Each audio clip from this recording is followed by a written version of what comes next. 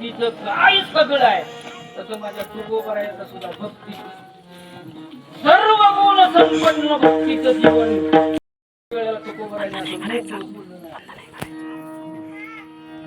प्रत्येक वेळेला त्याचं वर्मत आपल्याला जर त्याचं वर्गीकरण करायचं झालं तर लक्षात त्याच्यासाठी अभंग येतो.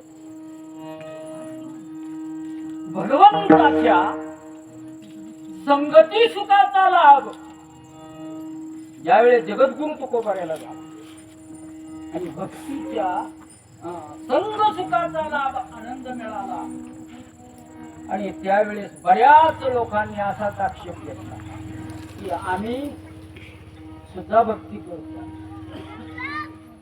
आम्ही काही भक्ती करत नाही असं नाही. गंधाचं खडं महिन्याला पंढरपुरावून आणावं लागतं इतकं उघडून खलास खाते नाही ठेवत, महिन्याला आणावं लागतं तरी शिल्लक राहत नाही. किती भक्ती आहे. डाळ सुद्धा किलोच छटाकावर आलं आमचं. आम्ही भक्ती करत नाही का? आपली भक्ती नाही नाही त्याच्यासाठी हनुमंतराय आपल्याला पाहिजे. त्याच्यासाठी भक्ताचं वर्म काय, भक्ताचं लक्षण काय, त्या मुलांसोबत खेळायला चालले त्याचं महत्व. आणि म्हणून तुकोबरायाने ज्यावेळेस सांगितलं आम्हाला संग सुख कुठे मुलांना तर दिसणारच नाही, तुम्हाला का मिळत नाही, त्यांनी तुकोबरायाकडे गेले आणि आम्हाला का मिळत नाही, त्यावेळेस तुकोबरायाने निरीक्षण केलं, निरीक्षण केलं. आणि मग तुकोबरायाच्या लक्षात आलं आपण जी भक्ती करतो आहे आणि हे लोक जे भक्ती करतात त्याच्यात नेमकं काय. त्यावेळेस तुकोबरायाच्या लक्षात आलं ही भक्ती करताना मिसळीची भक्ती करतात. मोबाईल बघायचं दे ना.